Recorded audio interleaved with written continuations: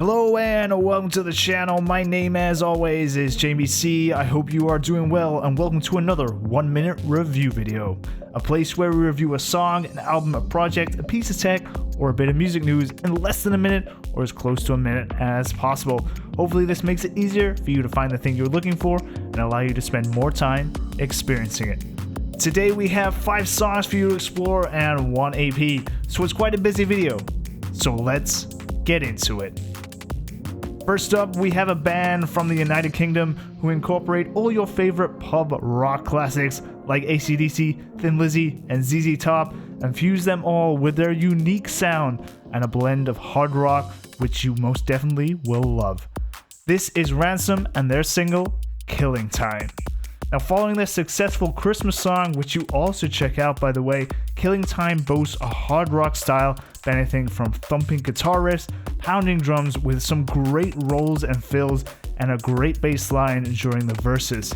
Now, the choruses pack a lot of energy, and their antithesis to the verses, which are slightly more spacious, helps bring that energy and hits you right in the chest when we transition towards them. We particularly love this song because of that energy, but also because the music is just so hard and rockin'.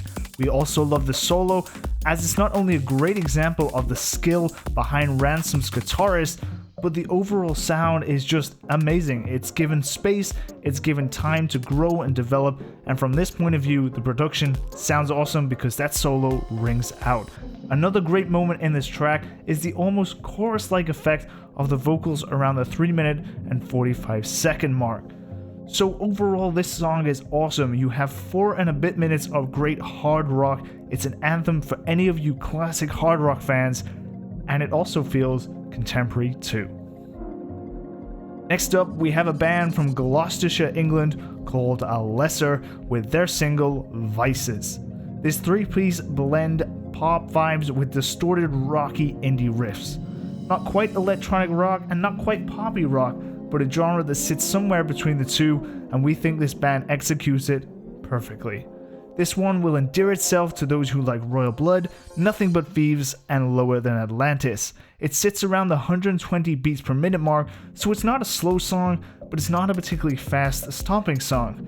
The chorus does benefit from distorted guitars and some great drumming, which brings in that rock character with a lot of energy, but the verses are a lot more subdued. There's some delicate guitar playing and a very simple drum beat that lowers the energy of the overall song until the chorus comes back in. But between the chorus and the verse, there's obviously a bridge that links these two, and this is probably one of the most successful parts of this tune. It is very poppy, but it works so well to transform the verse into the chorus. The sound is a lot more electronic, and there's a vocal line that's drenched in dynamics like reverb and delay and gives that really poppy feeling, which generates space to allow the distorted guitars to come back in with their power. Now, on a lyrical level, it is very, very well done, and this song is about certain things that are able to gain a hold of you, essentially a vice, while you're trying to free them from your mind. Now, there's plenty of indie rock and pop essences in this song, and it's done in a very unique way, and we think this will appeal to both fans of indie rock and fans of pop rock, and also people who like to listen to something that is brand new. Dublin trio Hook are up next with their indie rock new wave single, Best Days. It starts with a single guitar note and then has a very likable guitar melody, which you will instantly, no pun intended, be hooked to. From here, the song launches into its first verse with a very tappable drum beat and a mixture of melodic guitar playing and resonating notes. The overall musical feel of this song, while sitting in an indie rock sphere, is light. Despite the bass line having a very low-mid sound and the occasional heavier sound coming from the guitar, the general instrumental tone utilized across this song is quite light, and it complements Owen O'Donnell's vocal tone. If you want to listen to something that is chilled and is still indie and you can tap along to, then this is a great addition to your playlist. The song is also a great example of why drum levels should always be thought about and adhered to when you're thinking about the character. The drums sit very much in the background of this song with a nice simple beat to keep the song moving, but this then allows the guitars to come front and center and sit there with Owen's vocals and just create the atmosphere. If these drums were more prominent, we do not think this atmosphere would be created and the song would lose its charm. So have a listen to this one. It's an indie rock song, so we think it's good for any indie rock fans. Let us know what you think in the comments. Our next offering takes a very sharp turn away from indie rock and dives into post-punk, experimental, and psychedelic vibes.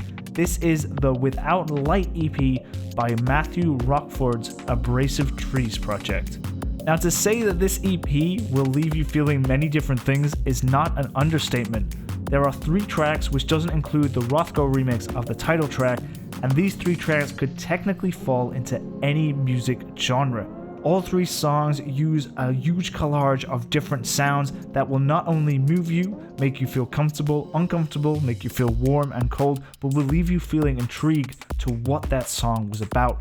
We Rise, for example, starts with some soothing guitar playing, which you'll sit there going, I really enjoy this is nice and calm, but by the 2 minutes and 32-second minute, we have a contortion of deep sounds and some electric guitar sounds which are a bit more abrasive to the ear, a bit more shrill in their tone.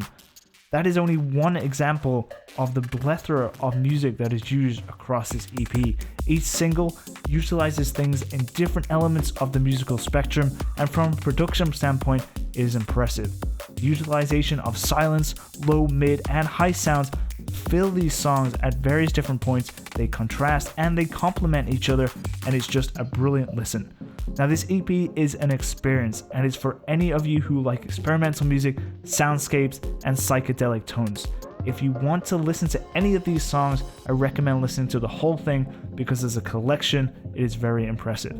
And one thing as a side note, we do have to say that Rothko remix of the title track somehow makes the title track seem even darker than the original, which you think is amazing. So go and check it out.